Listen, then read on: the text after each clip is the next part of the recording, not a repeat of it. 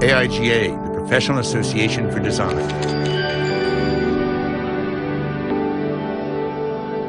We look at AIGA and try to decide how do we modify an organization, change an organization so that it's relevant to the 21st century. We have to look at this next generation and say, what should we be doing that draws the best out of their character and suits their needs? Design for Good is the combined efforts of all the members of the AIGA around projects that involve some social benefit. What's really exciting is the opportunity to harness the energy of 22,000 AIGA members. The idea is that when a designer feels they want to make a difference, they know where to go first, where their talents will be respected, and where we can match them with problems that need to be solved. We are just starting out, and the first thing we're doing is really finding out in our community who is doing this work, what kind of challenges they have had, what kind of lessons they have learned, and what we can learn from them. The work that we do that's most socially impactful would have to be stuff that we do for some of the cities throughout Connecticut, in particularly the work that we do for the town of Middletown.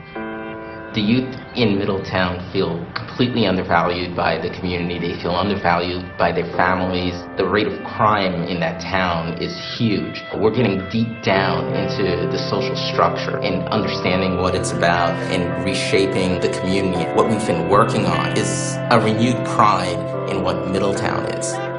These aren't projects that are funded for one-off hits. These have a longevity of funding that allow us to see the development of these kids, one kid at a time. It's a gigantic reminder for us to slow down, to recognize that if you're going to do anything that has any social ramifications, the idea that you're going to make that happen overnight is not what it's about at all.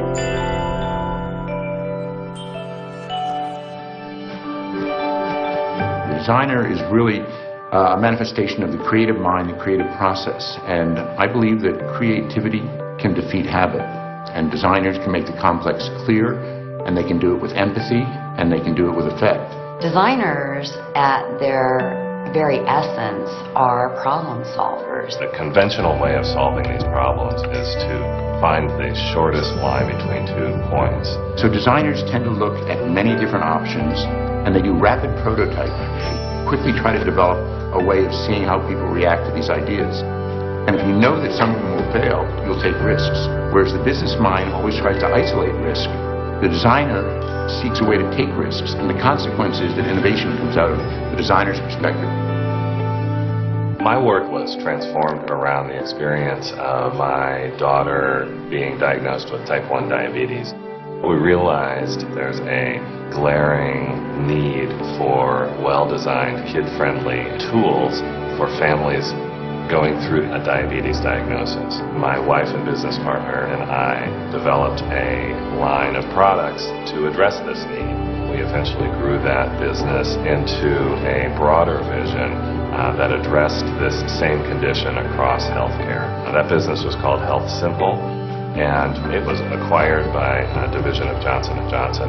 Health Simple has demonstrated that design-driven solutions can provide a profound improvement in the experience of living with a chronic condition.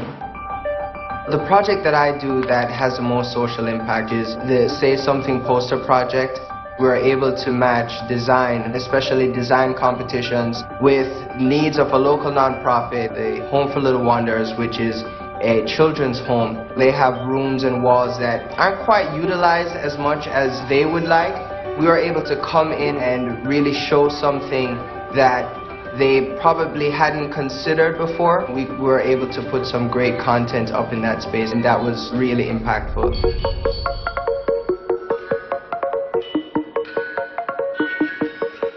Designers will be working in collaborative teams, multidisciplinary teams that will include embedded leaders who are experts in the field of the particular social problem that we're engaging with. All of a sudden, you've got a network of people who are starting conversations. If designers are involved in projects that affect the community and are seen as a convener of groups that can solve difficult community problems, then they're going to be standing shoulder to shoulder with attorneys, with accountants, with community leaders who will observe the way a designer addresses a problem and the effectiveness of bringing in creativity when you're dealing with any kind of a problem that has many dimensions.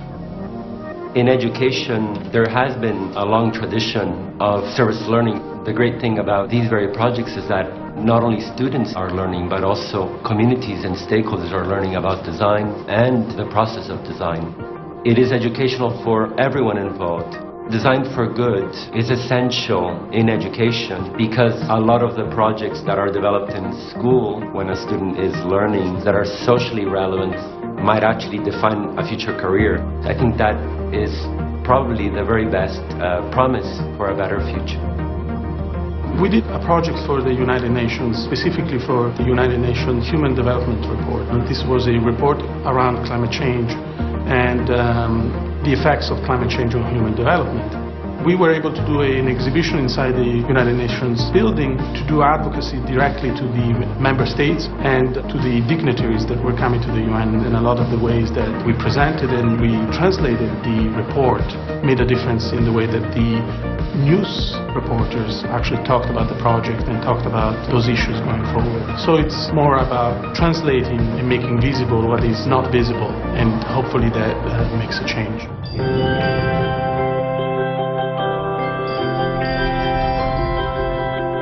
What excites me most is the opportunity to harness the energy of 22,000 AIGA members, 66 chapters, and over 200 student organizations so that our efforts add up to something that's so much more. What we'd want is for communities, when they have a particularly difficult problem, for them to turn first to the AIGA chapter and say, can you help us assemble a multidisciplinary team to really deal with this problem?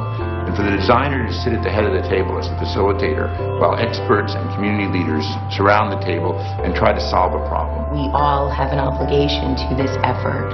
We all have an obligation to move our culture forward with design for good and with good design. There's a wide range of ways in which you can design for good. You can join forces with other designers to begin taking on an issue about which you feel passionate. You can also work with your nearest AIGA chapter on a community issue that needs to be addressed. You can get involved in programs and initiatives that start at the national level. Or finally, you can act individually, volunteering for a local organization. It doesn't matter how you choose to get involved. It only matters that you act. Design for good. It helps you, it helps the profession, and it helps the community.